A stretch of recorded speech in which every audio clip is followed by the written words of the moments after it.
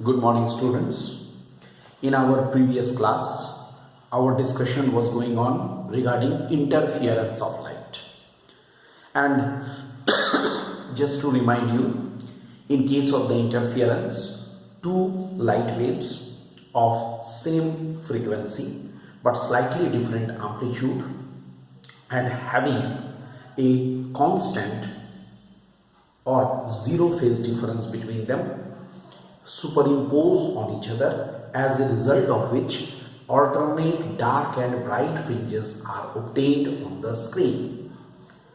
Alright, if the bright fringes are obtained, that is called the constructive interference. If dark fringes are obtained, then it is called the destructive interference. And in our last class, our last discussion was this: path difference is equal to x is equal to twice n into lambda by 2, that is the even integral multiple of lambda by 2 in case of the constructive interference, and odd integral multiple twice n plus 1 into lambda by 2, that is the odd integral multiple of lambda by 2, that is in case of the destructive interference.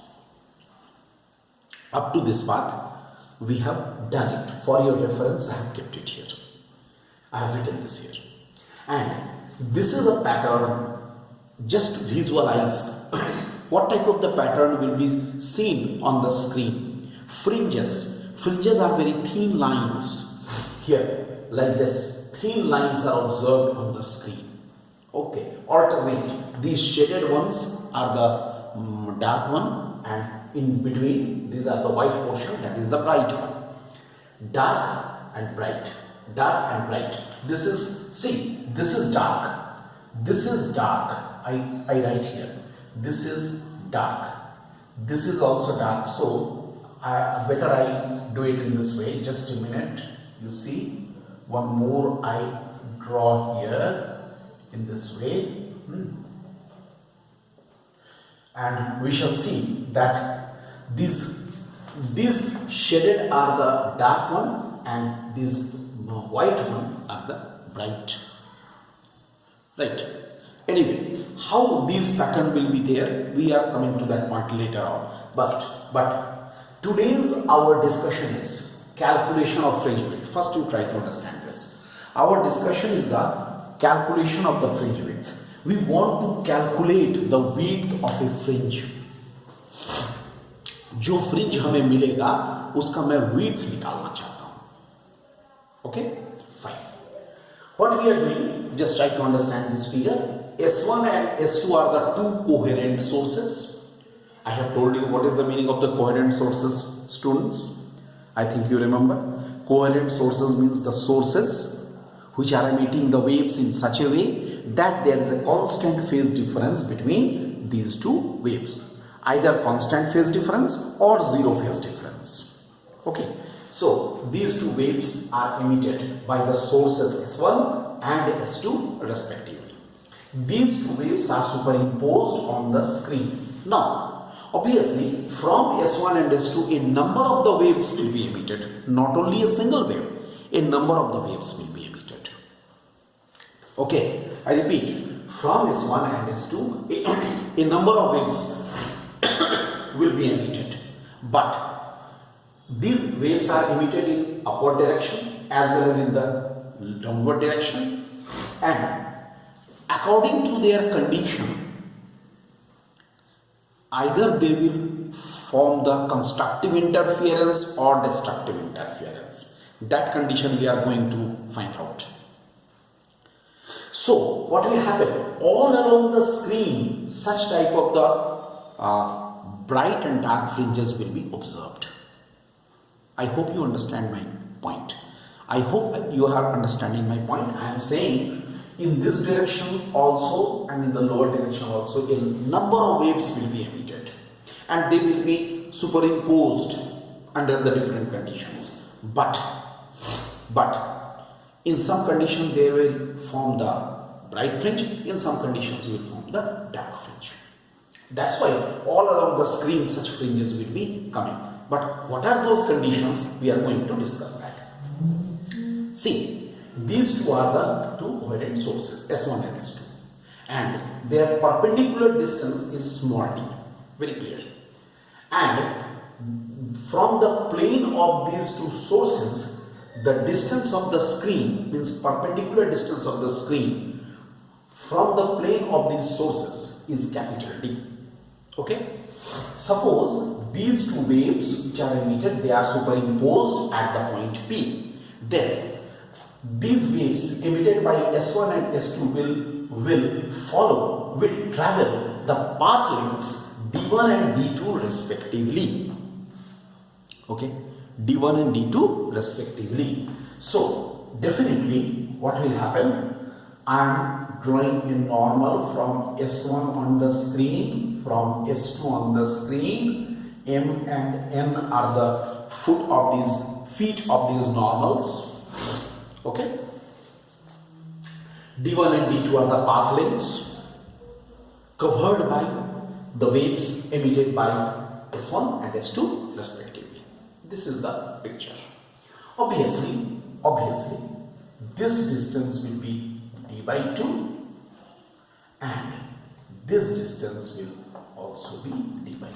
Look, these distances are D by 2 and D by 2 like this. And suppose this distance is xn, I am writing xn. What is xn? xn is the distance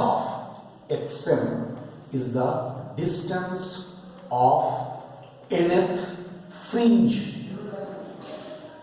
from O. पहले ये diagram को ठीक से समझो. ये क्या है? What is OP is equal to xn? xn is what? It is the distance of nth fringe. Here the nth fringe will be formed. It may be nth bright, it may be nth dark. That will be according to the condition. And what is O? O is the midpoint. Here see, O point कहाँ से गिरा?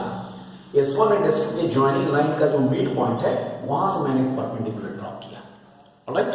So O is the midpoint of this fringe system. O is the midpoint of the fringe system. Okay, so O is the midpoint of the fringe system. This is D by 2, this is D by 2, like this we are getting. If this is D, obviously D by 2 and D by 2 each.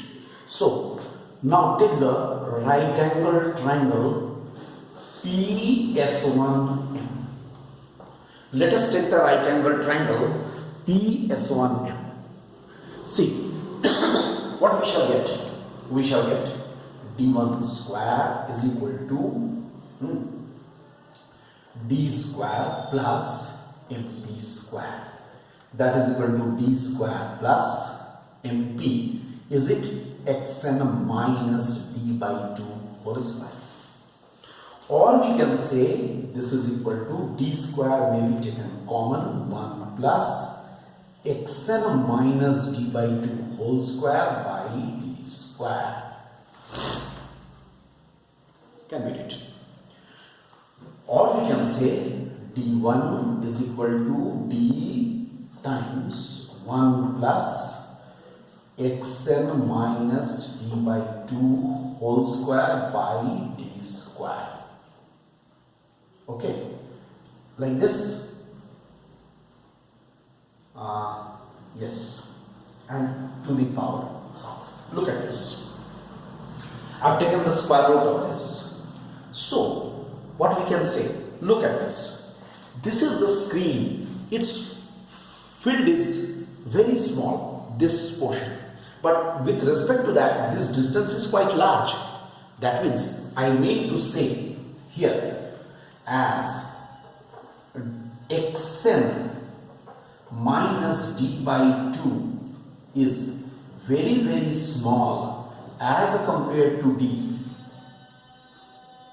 Alright? So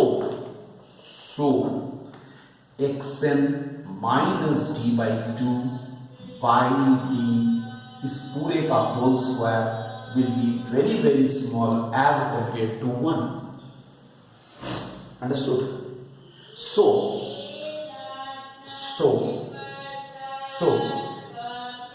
I write here using binomial using binomial theorem. I am using binomial theorem. What we shall have? We shall have, according to binomial theorem, d1 is equal to d times, here it is, see, half will be there, 1 plus, the power will become coefficient, xn minus d by 2 whole square by d square, like this. Or we can say this is equal to d plus xn minus d by 2 whole square by 2d. Look, using binomial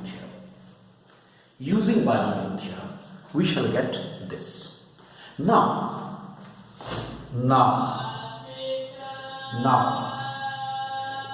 in right angle triangle PS2M, take this PS2M. What we shall get? We shall get d2 square is equal to d square plus xn plus d by 2 whole square, like this. Okay? In the similar way,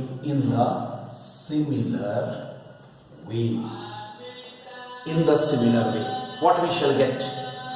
d2 is equal to here d plus xn plus d by 2 whole square by twice d. That means, you know that if the similar type of the steps are there, then we don't have to show the whole calculation. We can write it in this way also, that xn this value and this value, like this. So both the path lengths we have got. We have got both the path lengths. Look children, both the path lengths. Now in the next lecture we shall find out the path difference. Alright.